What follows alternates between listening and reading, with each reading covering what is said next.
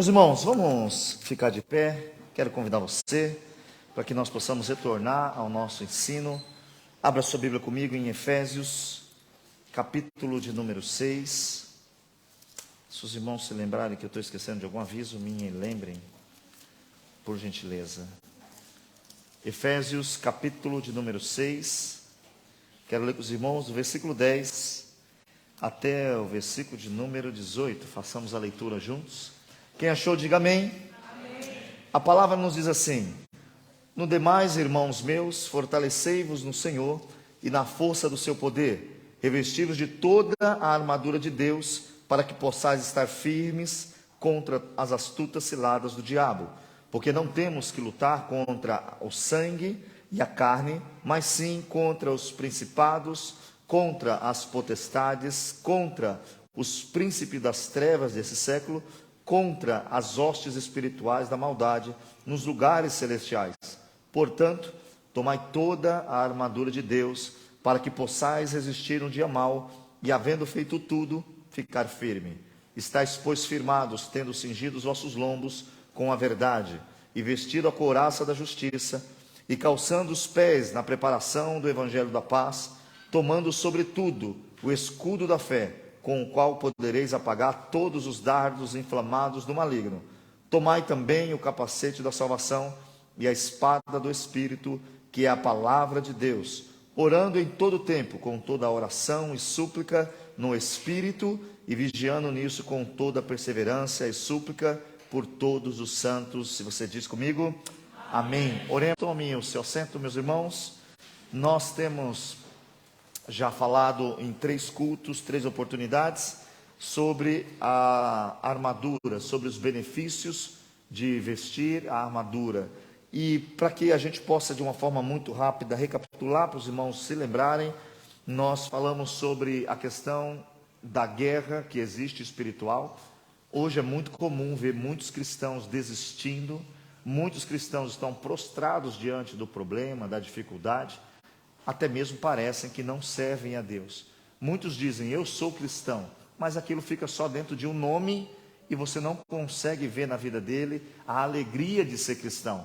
Ele não tem mudança de comportamento, ele não tem nem mesmo às vezes alegria de dizer que é cristão, mas ele cumpre uma religião, ele vem ao domingo, ele vem algum dia da semana, para que ele possa justificar e dizer, eu fui na igreja, eu fiz o que precisava.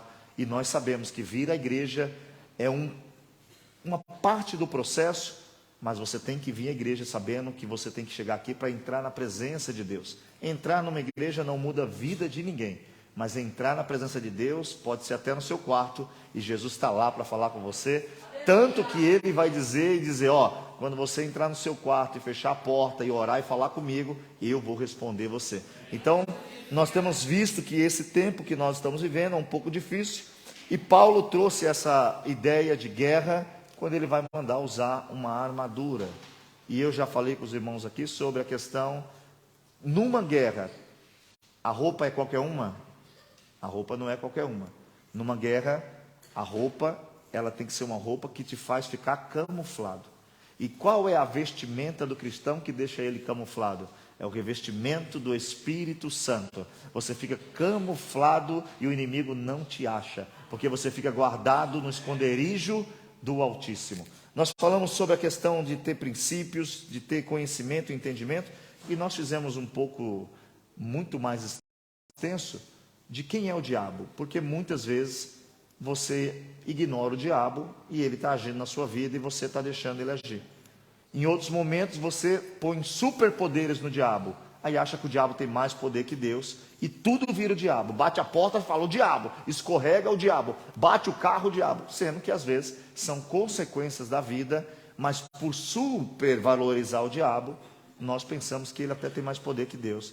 Mas eu lembro de novo, o diabo não tem mais poder do que Deus. Deus continua no controle de tudo.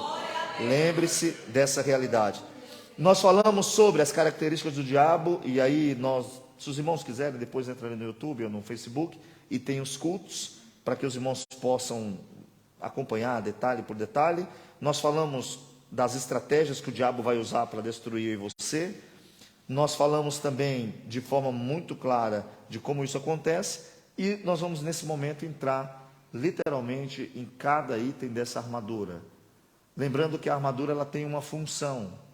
Lembrando que Paulo, quando ele vai escrever aqui, que ele diz que nós devemos vestir a armadura, ele vai dar as razões. Se você estiver com a Bíblia aberta, Efésios capítulo 6, ele vai dizer que nós temos que revestir de toda a armadura de Deus, para que nós possamos estar firmes contra as astutas ciladas de Satanás. Satanás, irmãos, ele trabalha de forma astuta. Ele nunca vai encarar um crente quando o crente estiver bem. Ele é covarde. Ele vai sempre buscar você quando você deixar alguém te ferir. O diabo, ele trabalha com essa questão da fragilidade humana. E ele nunca vem quando você está bem. Ele deixa para vir quando você está mal, para colocar a sua fé em dúvida, para fazer você pensar que Deus não te guarda, que Deus só é Deus no Brasil, que Deus não é Deus na Itália, que Deus só tem poder quando é real, que Deus não tem poder quando é dólar, quando é euro, que Deus só tem poder quando você não é intelectual. Quando você é muito intelectual, Deus não consegue quebrar a tua intelectualidade e mudar quem você é. O diabo sempre chega nesses momentos, mas aí Paulo vai deixar bem claro, dizendo, ó, vocês têm que se vestir dessa armadura, para quê? Para que vocês possam resistir e ficar firme no dia mau. E uma coisa, a armadura, você tem que pensar nisso hoje. Temos aqui alguém que usa uma couraça, que é o colete. O policial, ele usa uma couraça, que é o colete. Dependendo do tiro, não mata, mas fere. Perceba, dependendo do tiro que o policial tomar, mesmo estando com o colete à prova de bala, ele vai se machucar, mas não vai perfurar e atingir os órgãos que são a ideia de proteção que tem o colete. Quando ele manda em você se vestir da armadura, é para quê? É para que a gente esteja protegido contra os ataques de Satanás. Isso quer dizer que ele vai tentar em todo momento atacar eu e você. E isso ele vai usar de várias coisas, irmãos. Lembrando, essa armadura não tem nada a ver com a armadura romana no sentido físico. Essa armadura ela é espiritual. Paulo pegou uma situação real para trazer uma ideia espiritual. E nós, como igreja, teoricamente, todo mundo que... Tem alguém aqui que não é cristão? Diga amém. Todo mundo é cristão. Teoricamente, todos nós aqui temos à nossa disposição a armadura. A pergunta é, estamos vestindo essa armadura sim ou não? Por quê? Dentro do cenário cristão, o que menos acontece hoje é acolhimento para quem foi atingido. Não é verdade?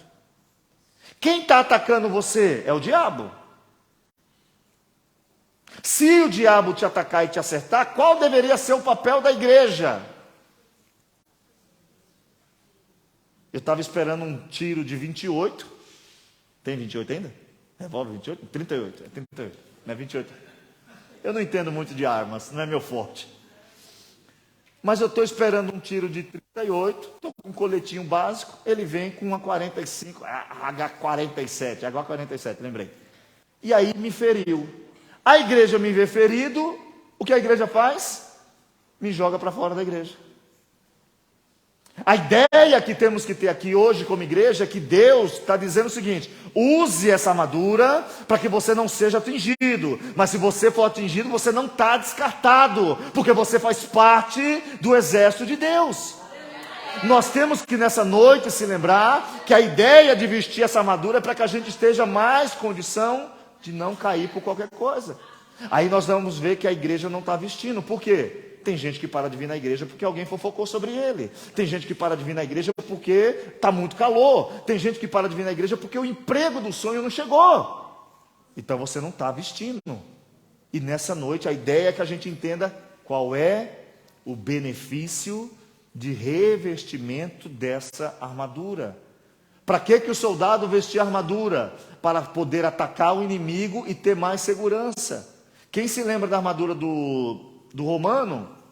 Ela vem para cá, tinha até que descer um pouquinho aqui, pegava para cobrir o nariz, para que pudesse proteger, os olhos ficavam abertos, se viesse alguma coisa na cabeça protegia, na couraça protegia, o cinto tinha a função de segurar todas as partes da armadura juntos, Ele usava um sapato especial que subia até em cima para poder caminhar, para poder andar. Nós temos que nessa noite abrir o nosso coração e entender que o ataque de Satanás está cada dia mais forte. Pode perceber, o diabo está atacando aonde agora? Muito forte. Isso já vem desde a época de Karl Marx, né? Desde a época lá de trás, que o segredo é tirar a fé das crianças. Se a gente tirar a fé das crianças hoje, amanhã não tem jovem, amanhã não tem adolescente, amanhã não tem adulto. E nós estamos vendo a cada dia que passa a igreja perdendo a força. Por quê? A igreja precisa do presidente para ter proteção. A igreja vai atrás de deputado para ter terreno. A igreja vai atrás, antigamente a igreja não ia atrás de ninguém. Era sendo perseguido e orando. Matava 5, levantava 15. Matava 15, levantava 100. Por quê? Eles estavam confiando não na força do braço da economia ou de quem quer que seja. Eles confiavam numa palavra que dizia: a porta do inferno não prevalece contra a igreja do Senhor. E nós nessa noite temos que voltar a entender que a proteção nossa não vai ser uma economia forte na Europa. A proteção nossa não vai ser falta de guerra. A proteção nossa vai ser se colocar diante do Senhor e dizer: a minha vida é tua, tu estás no controle dela. Quer viva ou quer morra, eu sou teu.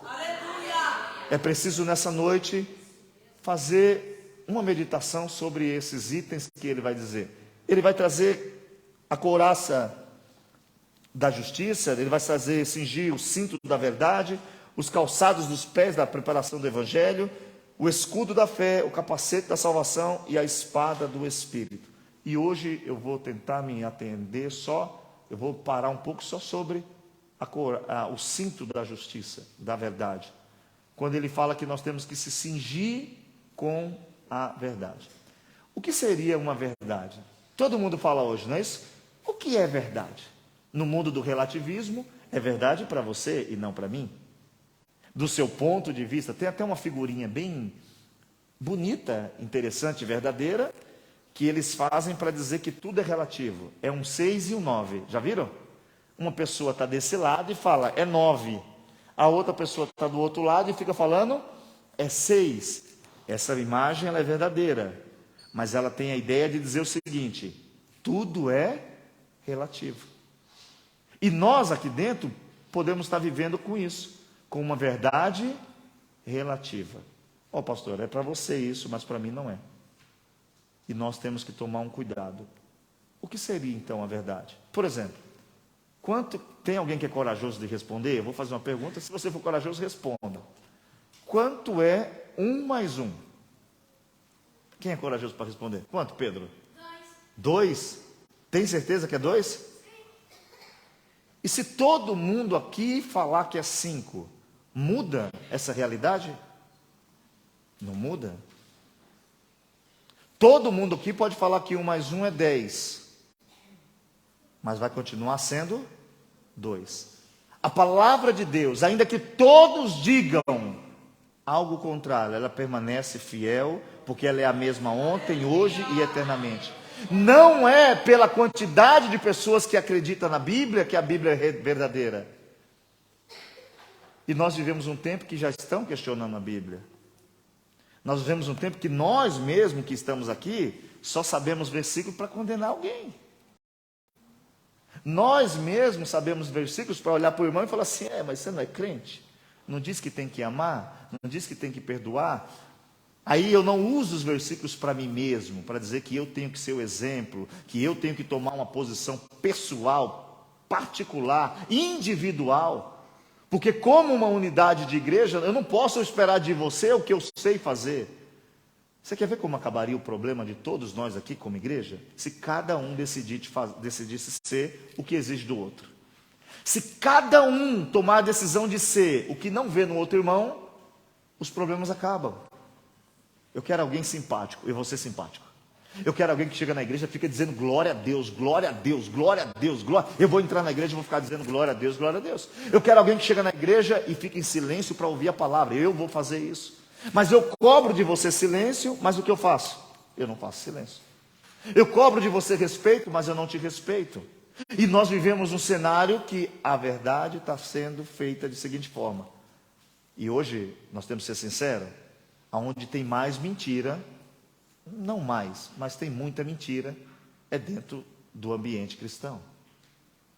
Porque nós se acostumamos a pôr uma máscara, eu coloco um terno e uma gravata, você já diz que eu sou um cara crente.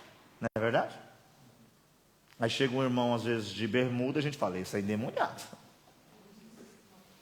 Esse irmão não é crente, não. Nós aprendemos a disfarçar. Nós aprendemos a pôr uma roupagem santa.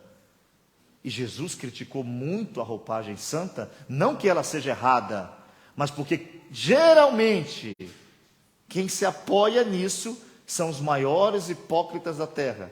Porque julgam, cobram e não fazem. E nós nessa noite não podemos se desviar da verdade. A verdade é uma só, irmãos. Não existe 30 Cristo, existe um Cristo.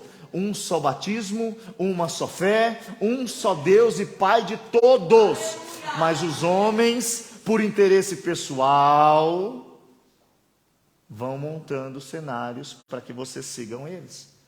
Nós temos falado aqui, aproveitando que tem alguns irmãos que são novos aqui, que se você depender de mim para ir para o céu, você está perdendo tempo aqui. Se você estiver aqui apoiado na minha pessoa, você está perdendo tempo. Mas pastor, não deve olhar o pastor? Deve olhar, deve cobrar. Se for cafajeste, cachorro, vai embora, procura outra igreja. Se estiver roubando, procura outra igreja. Mas não ponha a sua fé em um homem. E se você quiser ouvir um homem, esse homem tem que ser alguém que obedece a Deus.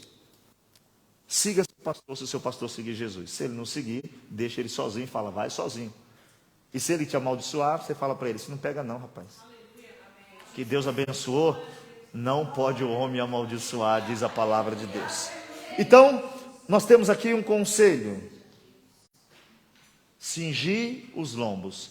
E o que é lombo? Todo mundo pensa que é aqui, né? Todo mundo que você vai falar cingir os lombos, eles falam, é o lombo? Não. Essa parte aqui, ó. Isso é cingir os lombos. E essa expressão, ela era muito usada porque os homens usavam o quê? Batas, ok? Todos os homens usavam o quê? Batas. Não tinha essa calça toda feitinha. Tem um negócio na calça dos homens que se chama cavalo. Quando você vai comprar calça, eles ajustam o cavalo, que é para que você consiga andar tranquilo. Se o cavalo estiver grande, você não anda rápido, porque quando você der o passo, o cavalo te segura, que é essa parte de baixo da calça que ela vai descer. Não sei se tem um pessoal que às vezes usa umas calças que é meia larga aqui, já viram? Umas calças que é caída, nova, ela desce aqui esquisita. A pessoa não consegue andar normal, por quê? Quando ela der o passo aqui, essa parte do pano segura. Quando fala, você vai colocar aí, Pedro? O Pedro vai ajudar lá, ó. Então é o seguinte, o que significa cingir os lombos? Amarrar, apertar. Ele vai colocar mesmo? Você está colocando só o cinto, né? Você consegue colocar a imagem deles vestindo a roupa? O sacerdote ou qualquer judeu com a roupa, para mim poder explicar para os irmãos. Quando você vai em Êxodo, como que Deus manda eles comerem a Páscoa? Com os lombos cingidos. Jesus vai dizer o seguinte, vocês devem estar esperando o noivo com os lombos cingidos. Por que foi dada essa ordem? Porque como aquela roupa era folgada, para correr não ia ser fácil. Então o que ele fazia? Ele dobrava aquilo para trás, ele subia aqui, até aqui, ó, o homem, dobrava, puxava para cima e amarrava aqui na cintura. Assim ele ficava com as pernas livres para correr. Quando a Bíblia fala cingir os lombos, fala o seguinte, você precisa estar preparado. Aí nós temos uma geração que não lê Bíblia.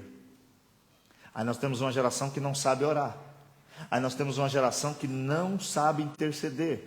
Aí nós temos uma geração que conhece todos os filmes, novelas, Netflix, tantas redes de streams, mas ele não sabe achar um versículo bíblico.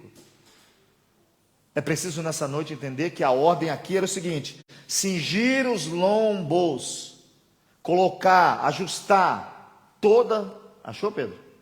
Porque eu vou mudar de assunto e depois eu não volto mais. E é uma expressão de forma metafórica que dizem, é uma metáfora que ele está usando para dizer para mim e para você, você precisa estar pronto, preparado. E como eu fico preparado com a verdade? Como é que eu vou me cingir com a verdade sem ler Bíblia? Como é que eu vou me cingir com a verdade não tendo uma congregação, mas vivendo de internet? Pastor que fala o que eu quero. Ninguém vai na internet assistir culto de ensino. Às vezes pode ser que tenha alguém aqui assistindo. Mas quando alguém vai procurar um vídeo na internet, ele fala assim, vídeo para quem está triste. Vídeo para quem pecou. Não que não seja bom, você tem que procurar, mas quando você entende que você precisa estar numa congregação, que tem um direcionamento, onde a Bíblia vai ser exposta de forma clara, você precisa entender que para você se cingir com a verdade, depende de quem? De alguém ou de você mesmo? Perceba que o texto diz o seguinte, quem vai ter que cingir? Tendo cingido os vossos lombos com a verdade. Você tem que tomar uma decisão nessa noite. Você tem que falar o seguinte, eu vou me preparar. Tem alguém que dirige aqui dentro hoje? Tem? Já se perderam porque queria? Falou, eu vou me perder hoje. Hoje eu vou me perder. Ninguém se perde porque quer. Homem se perde por quê? Porque o homem diz o seguinte, eu sei o caminho.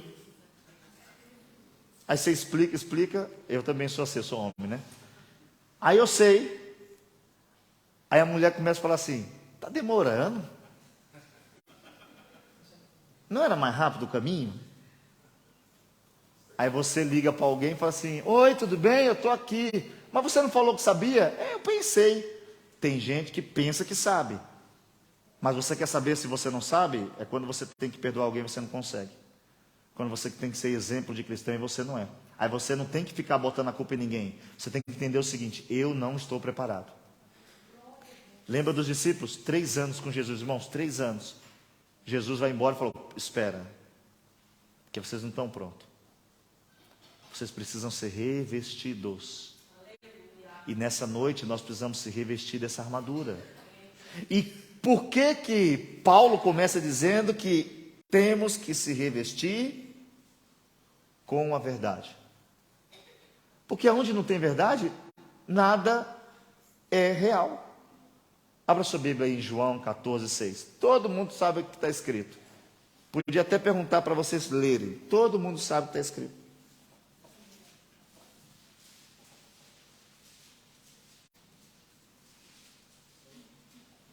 Acharam? Disse-lhe Jesus, eu sou o caminho, a verdade e a vida. Ninguém vem ao Pai senão por mim. Quando a gente fala de verdade, irmãos, a gente está falando de um fundamento. Jesus, quando ele termina o Sermão do Monte, ele diz o seguinte, você quer saber quem vai na igreja e é verdadeiro? Não é quem está construindo, quem está... Não. É quando vem a dificuldade. Eu só vou saber se eu tenho fé quando vier na minha vida uma situação que me exija ter fé. Eu só vou saber se eu sei perdoar quando alguém que eu amo, que eu gosto, me ferir. Porque quem eu não gosto falar mal de mim, não, você nunca me viu, eu falo, você não presta, você está doido? Chama até de doido. Mas quando é alguém que você considera, quando é alguém que você ama, que te fere, aí você vai ver se você... E eu vou repetir, perdoar não é fingir que nada aconteceu e ficar sendo falso. Perdoar é entender que a pessoa errou, deliberar o perdão para ela e deixar ela seguir seu caminho.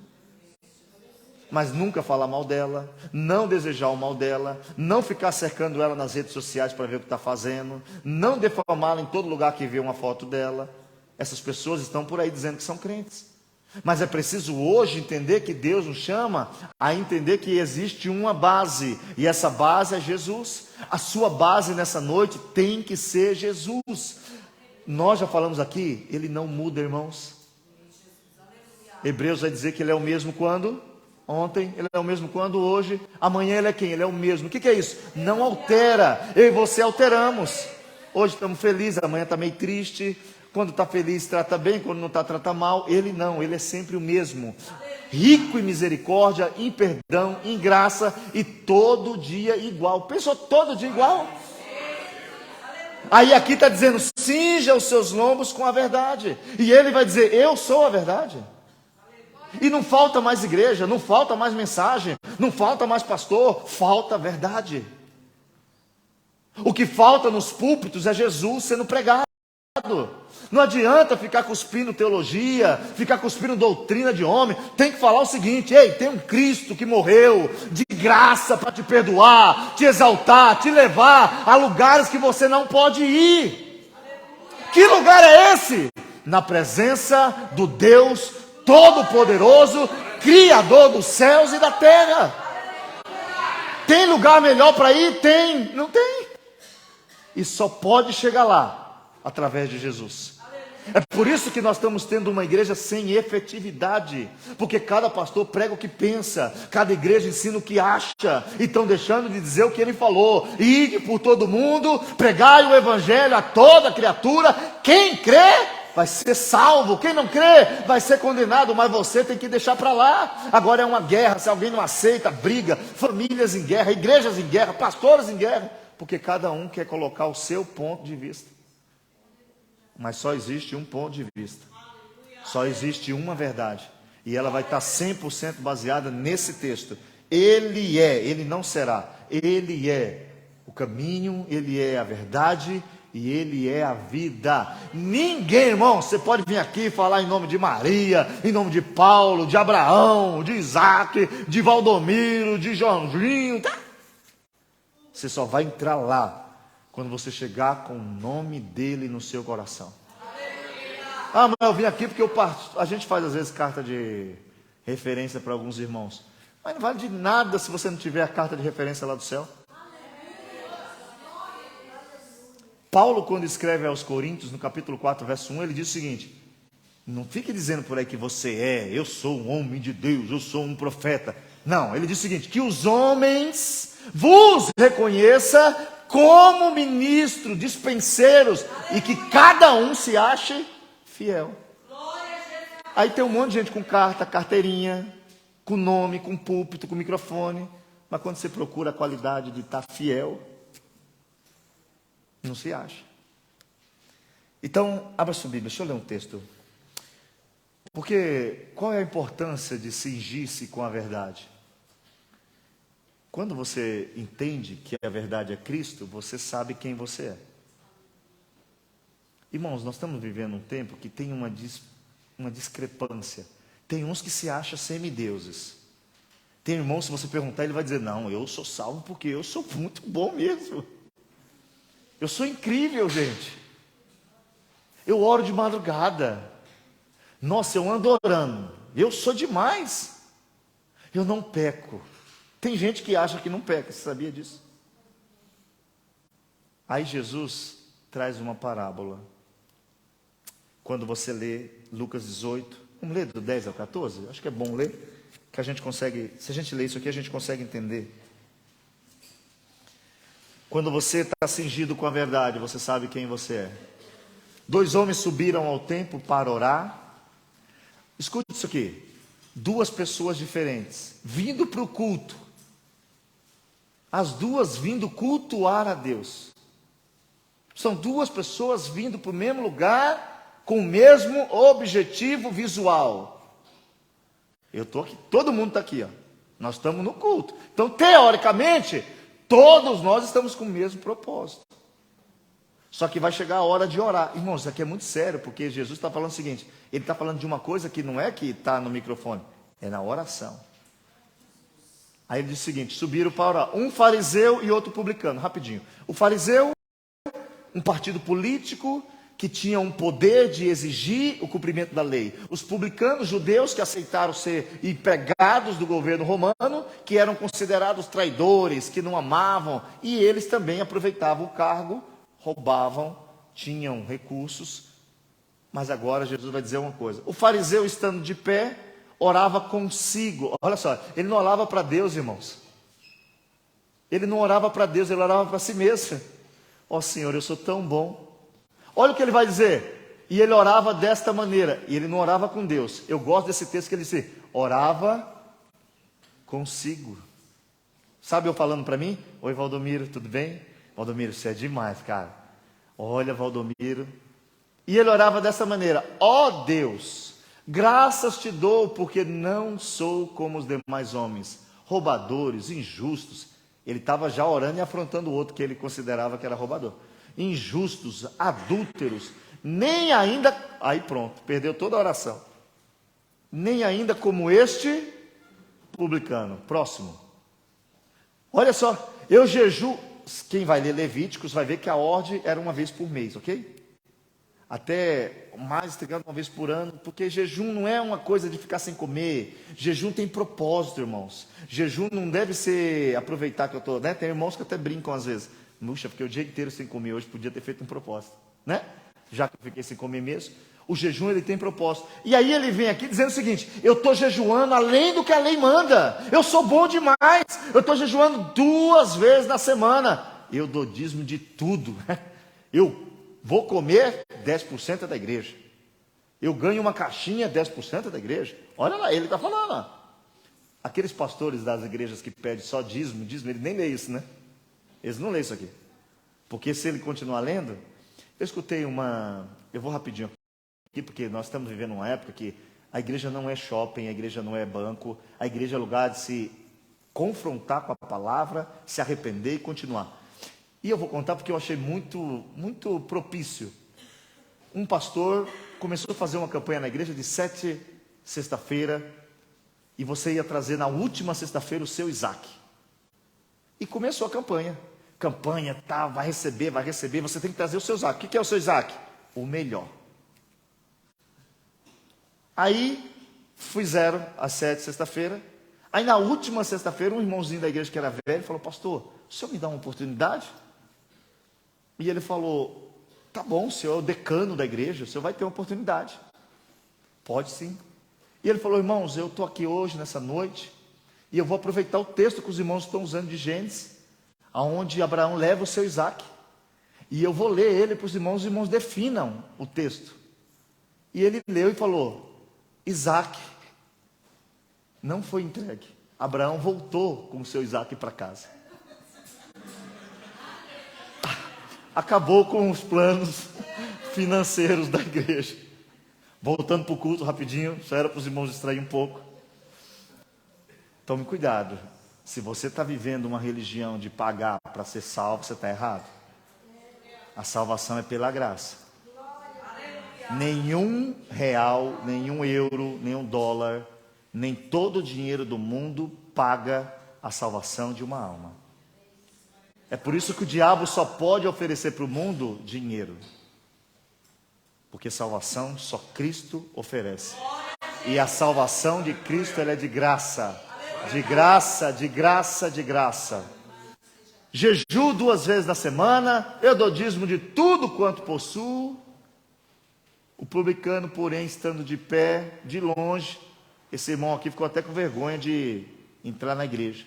Nem ainda queria levantar os olhos ao céu, mas batia no peito, dizendo: ó Deus, tem misericórdia de mim, pecador.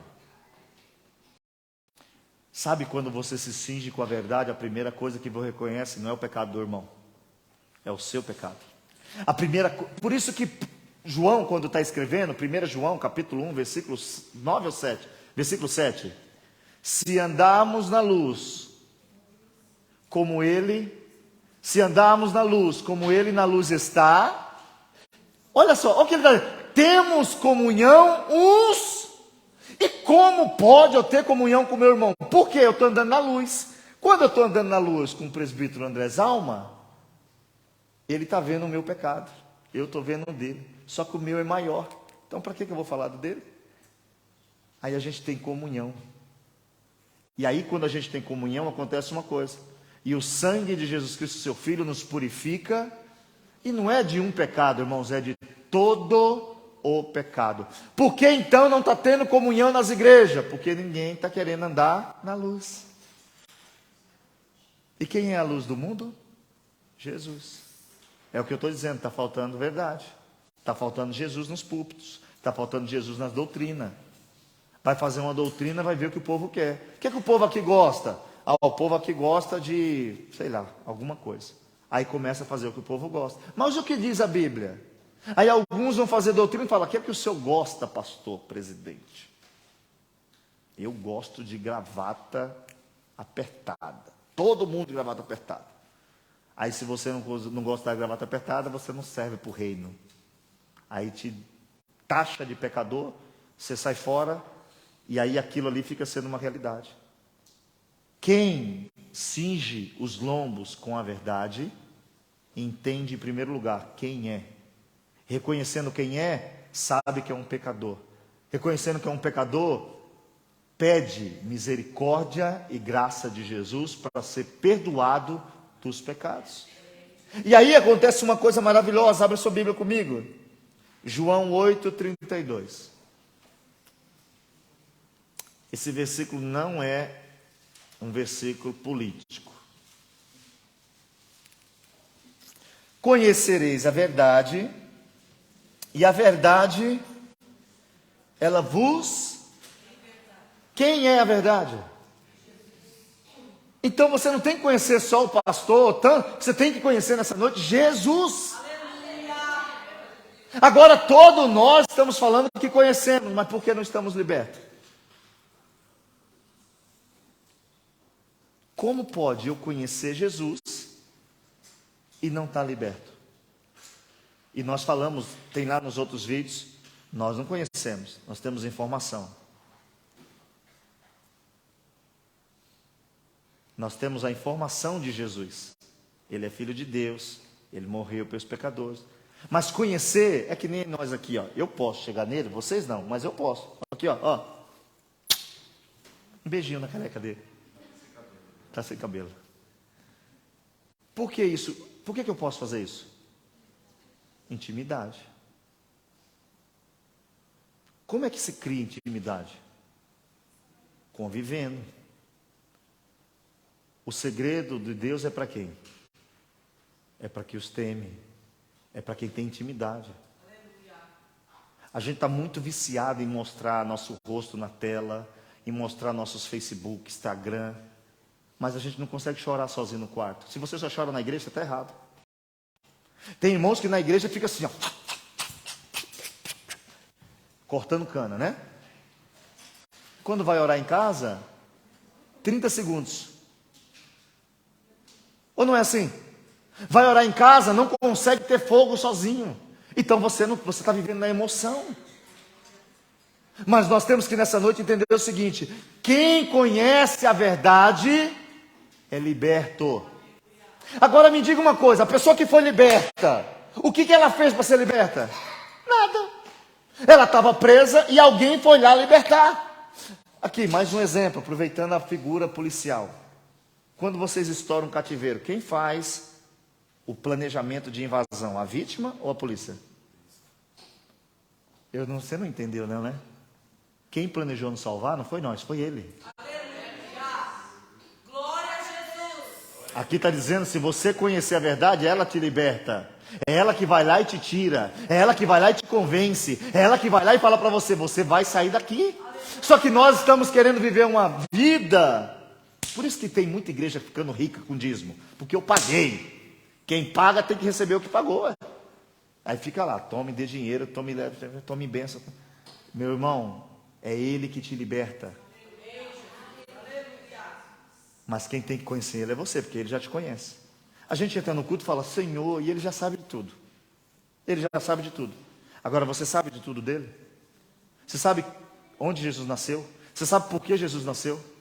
Quem é Jesus? Basta de falar que Jesus é o Filho de Deus, que só... Não, mas quem é Jesus? Você consegue explicar quem é Jesus? Que Ele está lá desde o Gênesis, que Ele estava antes da fundação do mundo, pronto para resgatar eu e você? Que Ele é salvação. Ele mesmo vai dizer o seguinte, João 3,17, eu não vim condenar ninguém, hein?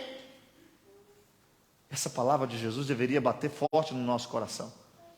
Jesus diz, opa, eu não vim condenar não. Eu vim salvar. É isso que ele disse? Porque Deus enviou o seu Filho ao mundo, não para que condenasse o mundo, mas para que o mundo fosse salvo por ele. E qual é a condenação? A condenação é que a gente olha para ele e prefere o mundo.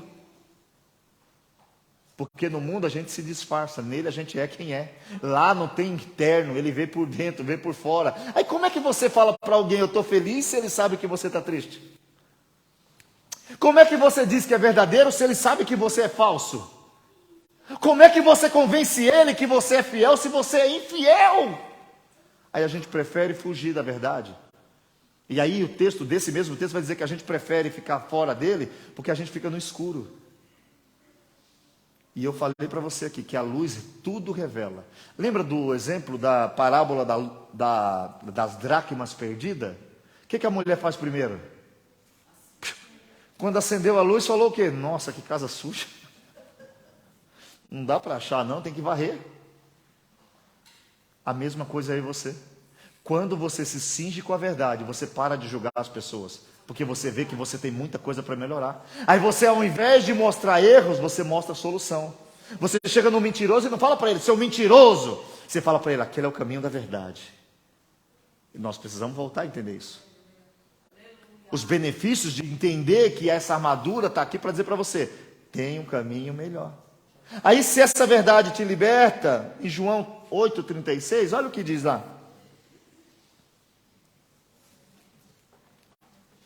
Conhecereis a verdade, se pois o Filho vos libertar, verdadeiramente sereis livres.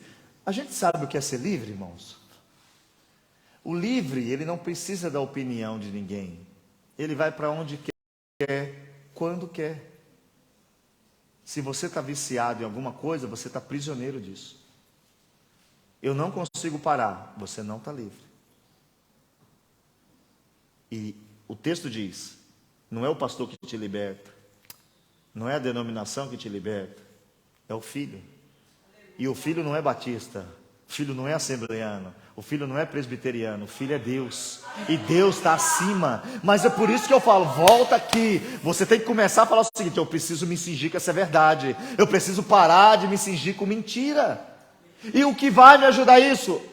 8,44, que é onde a gente tem que combater. Vós tendes por pai o diabo, e quereis satisfazer os vossos desejos do vosso pai. Ele foi homicida desde o princípio, e não se firmou na verdade, porque não há verdade nele. Quando ele profere mentira, fala do que lhe é próprio, porque é mentiroso e pai da mentira. Quando você se cinge com a verdade, você já diz para o diabo, eu não tenho parte contigo. Irmão, nós precisamos orar para que a gente consiga. Sabe por quê? Porque isso não começou agora, hein? Isso começa em 1960, esse movimento de destruir a imagem da igreja. Esse movimento de transformar a igreja em clube. Esse movimento de querer pregar para você se sentir bem. Esse negócio de falar assim, como é isso? Eu vou ter que pregar para ele se sentir. Ei, você tem que ouvir a palavra para ser santo. Você tem que ouvir a palavra não para ficar compactuando com o pecado, mas para sentir vontade de sair do pecado. Só que hoje as igrejas vão sendo baseadas no que você quer. O que esses irmãos querem? Eles querem viver e serem todo domingo, toda quarta, toda sexta elevados à moral. Amém. Mas me diga se isso aqui não eleva a moral. Saber que o diabo é o pai da mentira e eu tenho comigo o pai da verdade. Isso não é para levantar moral, não? E quem está comigo é mais poderoso. E por que isso não levanta moral? Porque eu não estou muito afim de ficar vivendo uma vida santa. Abra sua Bíblia comigo, por favor. Vamos ler 1 Pedro, capítulo 1, versículo 13. Irmãos, é incrível, mas a hora passou. Eu tenho 3 minutos e prometo passar do horário. Estou brincando. Quando você cinge os lombos, tem um processo, e eu queria falar desse processo agora de cingir os lombos, que é a preparação. Então, para a gente ganhar tempo, eu vou ler 2 versículos, e você só escuta, e semana que vem a gente vai para o próximo item. 1 Pedro, capítulo 1, versículo 13. Portanto, cingindo os lombos do vosso entendimento, sede sóbrio, e esperar inteiramente na graça que vos ofereceu na revelação de Cristo Jesus. Dentro do processo de cingir os lombos, a preparação é importante. E aqui está dizendo o seguinte, que quando eu for me preparar, Pedro usa uma expressão dizendo que eu tenho que preparar o meu entendimento. Aonde está o problema do mundo hoje? Aqui, ó. Você está guardando seus pensamentos? Como é que eu guardo meus pensamentos? Um conselho bíblico: traga à memória o que acaba com você. Traga à memória que vai dar tudo errado. É assim que a Bíblia ensina? Não. Traga à memória o que te dá esperança. Se Deus libertou Davi, Ele pode me libertar. Se Deus libertou Pedro, pode me libertar. Se Deus salvou Paulo, pode salvar aquele miserável do meu pai, do meu marido, seja quem for. Só que a gente está sendo ao contrário. A gente vai dar um passo e fala, vai dar errado. Vai dar errado. Irmão, pelo amor de Deus, a Bíblia diz o seguinte: os passos de um homem bom, eles são... E aqui eu queria que, para a gente terminar, que não vai dar tempo, eu volto semana que vem, mas só para a gente terminar. O homem vai dar o passo após Deus confirmar. É isso que está escrito? Não. Está dizendo o seguinte: os passos de um homem bom, os passos dele, é o seguinte: ele pisou. Quem confirma? Deus. Você tem que tomar sua posição nessa noite e ir embora daqui falando o seguinte: ei, eu tenho um Deus que é maior do que o diabo, a promessa dele continua de pé, ele não muda, e eu vou cingir os meus lombos com essa verdade, e eu vou viver uma vida que aonde eu chegar, Deus já está lá. Ah, eu fui num lugar, não tinha Deus. Isso nunca aconteceu comigo. Sempre que eu cheguei, ele já estava lá. Tem pessoas sem Deus, mas Deus está lá. Vamos ficar de pé, vamos orar ao Senhor. Eu continuo semana que vem. Em nome de Jesus. A gente vai falar do processo de cingir os lombos, que é a preparação, a agilidade. Nós vamos falar também sobre a integridade. Nós vamos falar sobre resistência contra as astutas ciladas do diabo. E aí nós vamos continuar nos outros demais itens. Mas eu peço a você que você ore a Deus, que você peça a direção de Deus. Existem benefícios em vestir essa armadura. Quando chegar em casa, medite na palavra. Se você está aqui, irmãos, e está vivendo uma situação difícil de sair, porque tem coisa que é difícil de sair. É fácil falar para quem não bebe, para de beber, né? Eu, por exemplo, eu não fumo, tenho nojo de cigarro, mas gosto de uma cachaça. Exemplo, alguém corta o vídeo e fala, ele gosta de cachaça.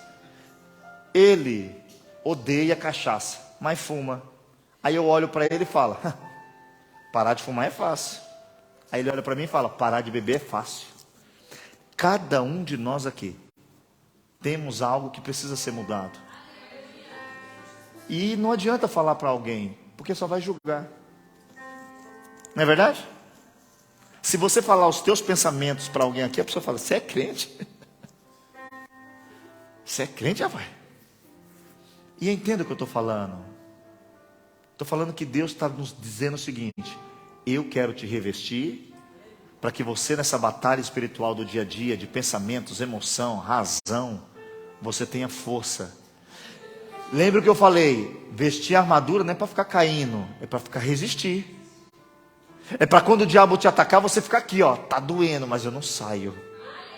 Eu não estou vendo nada, mas eu continuo crendo. Falar que nem falou os homens do passado. Ó rei, lembra de Sadraque, Mesaque e Abednego? Se quiser jogar lá dentro, pode jogar. Se ele não libertar, paciência. Minha vida é dele. Vamos orar ao Senhor nessa noite? Feche seus olhos em nome de Jesus.